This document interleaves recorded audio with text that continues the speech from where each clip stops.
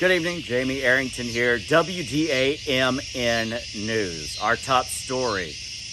Everyone in the Pine Belt is going bananas because of Hurricane Ida. I went around to see how the rest of the Hub City is preparing. Let's take a look. Evacuations have begun in the Hub City, and it appears that this local Sears got a head start. When there's an evacuation, oftentimes contraflow will start taking place. That is when all the lanes of traffic move in the same direction, and we are witnessing that right now. It has begun in the Pine Belt.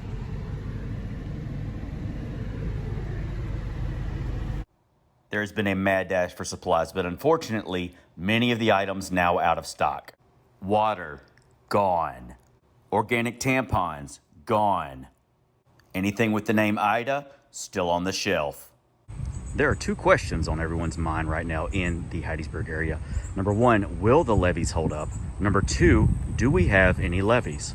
Some local establishments have been preparing for the storm. Here you see Nick's Ice House, who was way ahead of the game at boarding up their windows.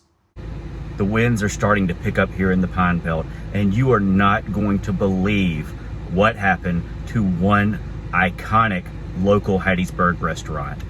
I mean, look at this, Raising Cane's in Hattiesburg. Looks like it has been. Look at the sign here is gone already. Wow. Oh, never mind.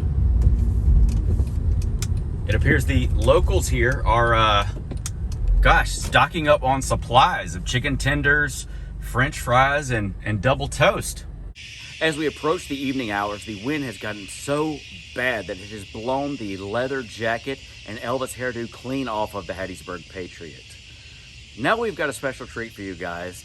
WDAMN legend Stuart Gates. Stuart, what advice do you have for Mississippians as they prepare for the storm? Hey, thanks, Jamie.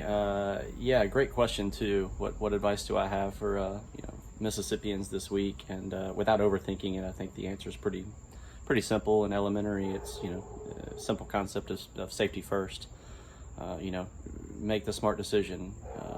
Do what's right and keep your family safe. Keep your kids safe. Trust the experts. Don't listen to your high school chutes and ladders coach. It's a pretty easy decision. It's right there at your fingertips, and make sure you do the right thing. Don't be stubborn. What's that? Oh, hurricane. I'm sorry, I was talking about the vaccine. Hurricane, yeah. So, okay, yeah, great. Thanks for including me on that. No stranger to storms in South Mississippi for sure. I guess the same concept applies. Safety first. Follow the right steps. Make sure you're stocked up on your critical supplies to ride it out.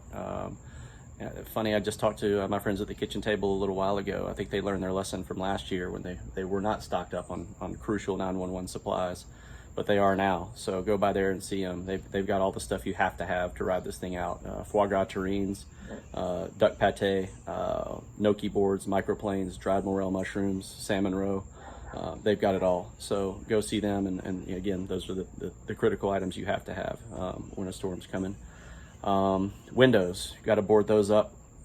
I had a little accident last year, so I need to clarify that means windows on your house, not your car.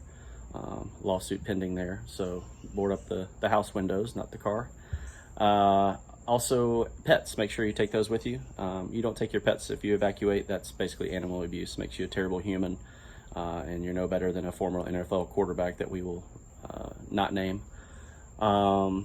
If the storm does happen and power's out and things go crazy, looting is awful. It makes you also a terrible human. Don't steal from local businesses, support them.